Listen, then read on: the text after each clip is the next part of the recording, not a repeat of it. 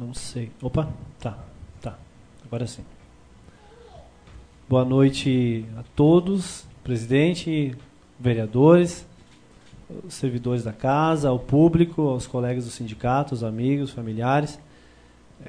Fico bastante contente, até de certa forma, deu um friozinho na barriga, porque a gente passou um tempo aqui, a gente sabe da importância que tem essa tribuna, e vejo alguns colegas aqui, como o Miguel, o Baroni.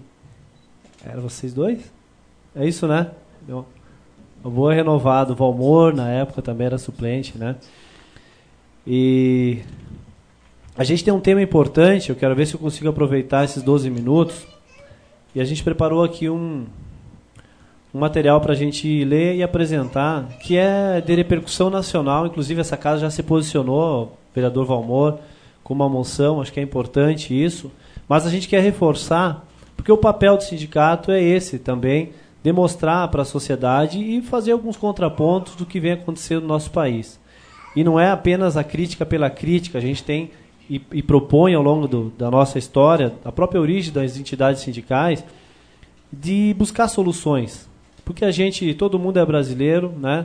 Independente dos seus créditos e posição política, a gente quer o melhor para o nosso país. Só que o melhor para o país não necessariamente precisa ser o pior para o próximo. A gente quer buscar as soluções de sair de uma crise em conjunto, buscar uma soberania, buscar uma igualdade, distribuição de renda, e é por isso que a gente vem lutando para que essa reforma, especificamente da Previdência, não seja aprovada do jeito que vem sendo proposto. Então, nós, o sindicato, solicitamos esse espaço justamente para abordar esse tema.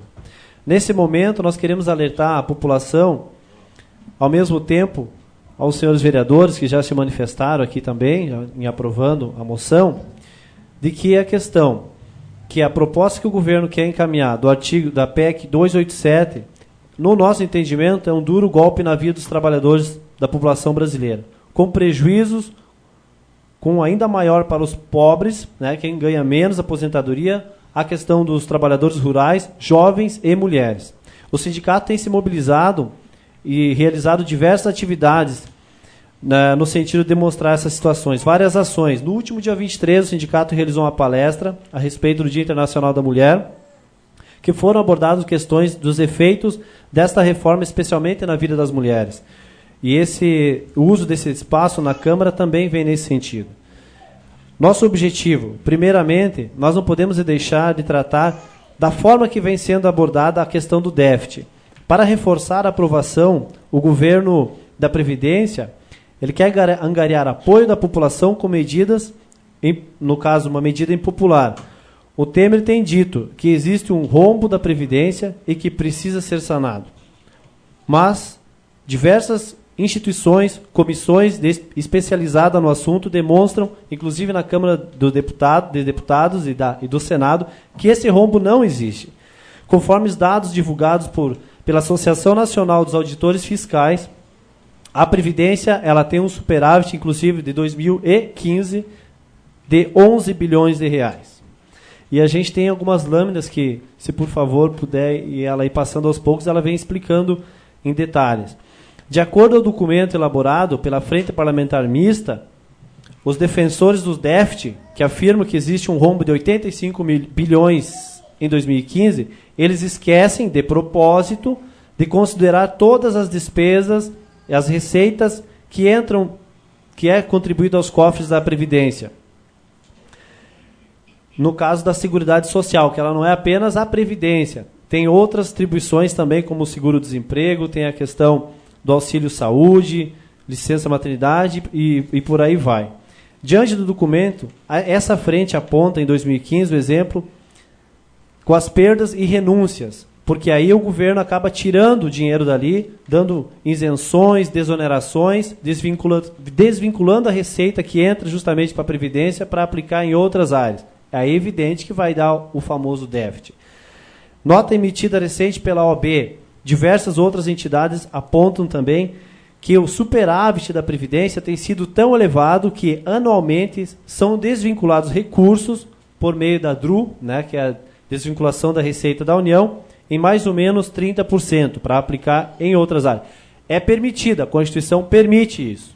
Mas justamente eles aproveitam dessa oportunidade para dizer que tem o tal do déficit.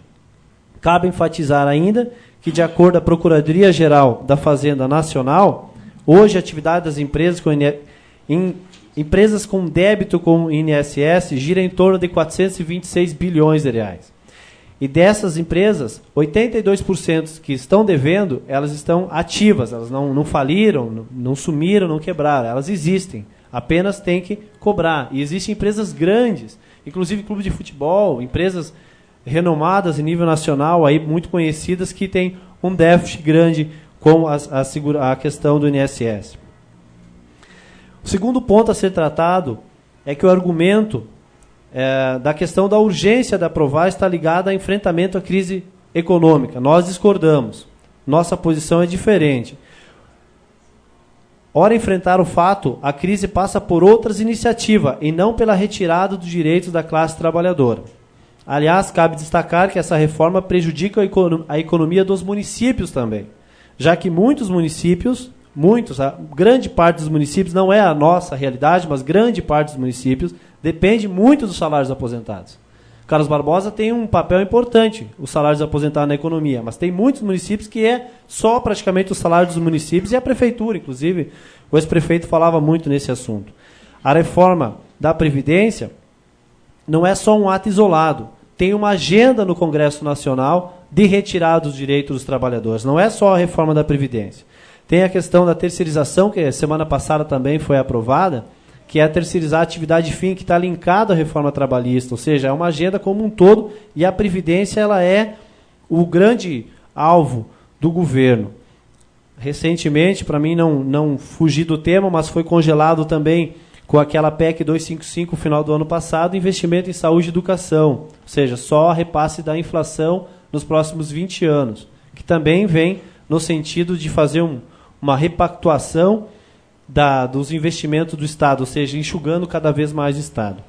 Caberia, nesse sentido, questionar as medidas no âmbito da reforma tributária. A gente propõe algumas soluções que existe na Constituição brasileira e não foi regulamentado, como o imposto sobre grande fortuna. Então, tem várias outras alternativas. E, por fim, presidente, eu não sei como é que está meu tempo, estou tentando controlar. Ainda tenho esse 4 minutos e meio, né? É isso. Por fim, a gente entende que o país somente vai buscar um caminho do crescimento, com distribuição de renda, justiça social, por meio de políticas e iniciativas que ampliem investimentos públicos em parceria com a iniciativa privada. A gente tem aqui exemplos muito próximos, que esse é um dos, se não é o melhor, é um dos que mais tem dado resultado a curto a médio prazo. É evidente que precisa reformas de base mais equilibradas, reformas como a própria reforma tributária, que onere bancos, que onere, que desonere as indústrias, a folha dos trabalhadores. Isso tudo a gente tem propostas para buscar esse melhor caminho, assim como existe em países de primeiro mundo. Não é indo para cima dos trabalhadores, gerando mais desemprego, criando um problema social muito grande, porque vamos pegar um pouco da nossa realidade. Quando que um trabalhador vai conseguir trabalhar numa metalúrgica até 65 anos, Miguel? Para conseguir buscar 100% da aposentadoria. Praticamente, além de ser uma grande dificuldade para o trabalhador, dificilmente as empresas vão manter os seus postos de trabalho. Além da produtividade que vai cair, então é uma série de fatores. A gente tem que buscar outro caminho. Não é esse o caminho. Então a gente tem exemplos do mundo afora aí de que existem outras alternativas a não ser apenas explorar cada vez mais a classe trabalhadora. E é evidente que é um problema do sistema, que quer aumentar a sua margem de lucro e não querem perder. Como tem o poder político na mão, querem controlar toda essa situação. Nós temos lado. Nós agradecemos essa oportunidade, presidente, mas ela é importante e gostaríamos aqui, para concluir, de fato, de que a Câmara, através dos vereadores, foi mandado para Brasília, que ele forçasse o trabalho com a nossa bancada gaúcha, a todos os deputados aqui, cada um tem um contato com o deputado, manda lá, o Miguel, eu sei que o Miguel tem bastante contato com os deputados, independente dos partidos, o Miguel tem um trânsito, Eu acho que esse é um papel importante de pressionar a Câmara dos Deputados, os representantes aqui do Estado e os senadores também, para que eles avaliem melhor. A gente precisa de reformas, precisa evoluir. Reformas, ela vem no sentido de melhorar. Vocês vão sair daqui, a Câmara de Vereadores vai sair daqui, ainda não é num prédio da Câmara, mas vai ir lá para um local melhor, né? Ou seja, tem que evoluir, esse é o objetivo. A gente não pode pensar numa reforma da Previdência, uma reforma trabalhista, para piorar. Então, deixo essa mensagem em nome do sindicato, dos trabalhadores, é uma preocupação nossa. Nós entendemos que estamos do mesmo lado, que é o lado do Brasil. A gente quer o melhor para o Brasil, tem problemas de corrupção, tem que ser punido, que prendam todo mundo, dependendo dos partidos políticos. Esse é o objetivo. E a gente vive da política, gosta da política, a gente precisa ser transparente e não passar a mão em ninguém. Errou, que seja punido. Mas que não puna os trabalhadores e trabalhadoras que constroem essa nação. A gente pede esse apoio, reforça esse pedido aqui na Câmara de Vereadores, agradece mais uma vez a oportunidade e o que precisar da gente dentro da nossa realidade, na medida do possível, assim como vocês estenderam a mão para a gente, nós estaremos sempre à disposição por uma Carlos Barbosa melhor, mais digna cada vez mais para os trabalhadores e trabalhadoras do nosso querido município. Obrigado. Obrigado, presidente Todson. Esta casa aqui é uma casa muito eclética, onde todos os temas aqui que são voltados à comunidade sempre são bem-vindos para o debate. Quero dizer que aprovamos sim uma moção, a PEC 287, mas com algumas ressalvas. Entendemos sim que tem que ter reforma na Previdência, reforma política, reforma trabalhista, porque as leis são de 1950, e aí vai. Evoluiu muito a nossa sociedade. Então, presidente Todson, a Câmara agradece a tua participação, a casa está sempre à disposição para discutir temas realmente que tenham relevância em nossa comunidade. Então, muito obrigado e até a próxima oportunidade que poderá ter. Temos também a tribuna, podemos continuar. Só um minutinho.